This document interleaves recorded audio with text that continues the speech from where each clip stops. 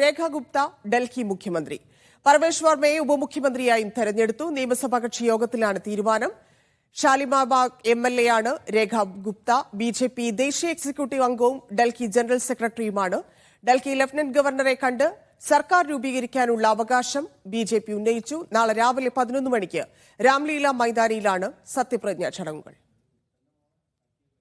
PR Aravind ചേരുന്നു. അരവിന്ദ്, അവസാനം മുഖ്യമന്ത്രിയെ തീരുമാനിച്ചിരിക്കുന്നു. നേരത്തെ സാധ്യതാ ലിസ്റ്റിലൊക്കെയുള്ള ആളുകളെ തന്നെയാണ് മുഖ്യമന്ത്രിയായും ഉപമുഖ്യമന്ത്രിയായും നിയമിച്ചിരിക്കുന്നത്. ഇനിയുള്ള നടപടികൾ എന്താണ്? നാളെ എപ്പോഴായിരിക്കും സത്യപ്രതിജ്ഞ? അതന്നെ ദിവസങ്ങൾ നീണ്ട അനിശ്ചിതത്വങ്ങൾക്ക് ഇപ്പോൾ വിരാമമിട്ടിരിക്കുകയാണ്. ഡൽഹിയുടെ മുഖ്യമന്ത്രിയെ രേഖ ഗുപ്തയെ BJP ഇപ്പോൾ തിരഞ്ഞെടുത്തിരിക്കുന്നു. നിയമസഭാ കക്ഷി യോഗത്തിലാണ് രേഖ ഗുപ്തയെ തിരഞ്ഞെടുത്തിരുന്നത്. അരവിന്ദ് കെജ്രിവാളിനെ പരാജയപ്പെടുത്തിയ പർവേഷ് വർമ്മയാണ് രേഖ ഗുപ്തയുടെ പേര് നിർദ്ദേശിക്കുന്ന വിവരങ്ങളാണ് നിയമസഭാ കക്ഷി യോഗത്തിൽ നിന്ന് പുറത്തു വരുന്നത്. രേഖ ഗുപ്ത മന്ത്രിസഭയിൽ, പർവേഷ് വർമ്മ ഉപമുഖ്യമന്ത്രിയാകും.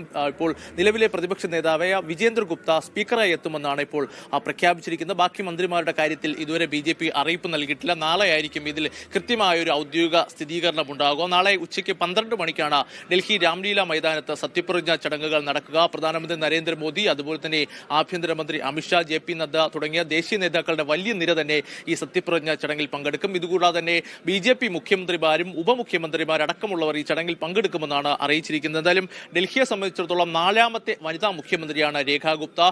സുഷമ സ്വരാജ്, ഷീല ദീക്ഷിത്, അതുപോലെ തന്നെ അതിഷിക്ക് ശേഷം വീണ്ടും ഒരു വനിതാ മുഖ്യമന്ത്രി ഡൽഹിക്ക് എത്തുകയാണ്. ഡൽഹിയിലെ 9ാമത്തെ മുഖ്യമന്ത്രിയാണ് രേഖ ഗുപ്ത എന്ന് പറയുന്നത്. നേരത്തെ തന്നെ നിരവധി പദവികൾ BJPയുമായി ബന്ധപ്പെട്ടും അല്ലാതെയും രേഖ ഗുപ്ത വഹിച്ചിരുന്നു. 1996 മുതൽ 97 വരെ ഡൽഹി യൂണിവേഴ്സിറ്റിയിലെ സ്റ്റുഡന്റ് യൂണിയന്റെ പ്രസിഡന്റായിരുന്നു രേഖ ഗുപ്ത. 2007 BJP സജീവ രാഷ്ട്രീയത്തിലേക്ക് രേഖ ഗുപ്ത എത്തുന്നത്. പിന്നീട് നിരവധി പദവികൾ BJPയിൽ വഹിച്ചിരുന്നു. അതായത് BJP ദേശീയ എക്സിക്യൂട്ടീവ് അംഗവും നിലവിലെ ഡൽഹി ജനറൽ സെക്രട്ടറിയുമാണ്. മുൻ BJP മഹിളാ മോർച്ച ദേശീയ വൈസ് പ്രസിഡന്റ് കൂടിയായിരുന്നു രേഖ ഗുപ്ത. നേരത്തെ സൗത്ത് ഡൽഹിയിലെ മുനിസിപ്പൽ കോർപ്പറേഷൻ മേയറായും രേഖ ഗുപ്ത പ്രവർത്തനം നടത്തിയിരുന്നു. എന്തായാലും നിരവധി പേരുകളായിരുന്നു ഈ മുഖ്യമന്ത്രി പദത്തിലേക്ക് നേരത്തെ ഉയർന്നു കണ്ടത്. വലിയ രീതിയിലുള്ള ചർച്ചകൾ, ദിവസങ്ങളോളം നീണ്ടുനിന്ന ചർച്ചകളായിരുന്നു. കാരണം ഈ മാസം 8-നാണ് ഫലം പ്രഖ്യാപിച്ചത്. പക്ഷേ 10 ദിവസങ്ങൾക്കിപ്പുറവും മുഖ്യമന്ത്രിയെ കണ്ടെത്താൻ സാധിക്കുന്നില്ല എന്നൊരു വിമർശനം പ്രതിപക്ഷ പാർട്ടികളുടെ ഭാഗത്തു നിന്നുണ്ടായിരുന്നു. എന്തായാലും ഈ വിമർശനങ്ങൾക്കെല്ലാം വിരാമം വിട്ടുകൊണ്ടാണ് ഇപ്പോൾ രേഖ ഗുപ്തയെ മുഖ്യമന്ത്രിയായി BJP പ്രഖ്യാപിച്ചിരിക്കുന്നത്.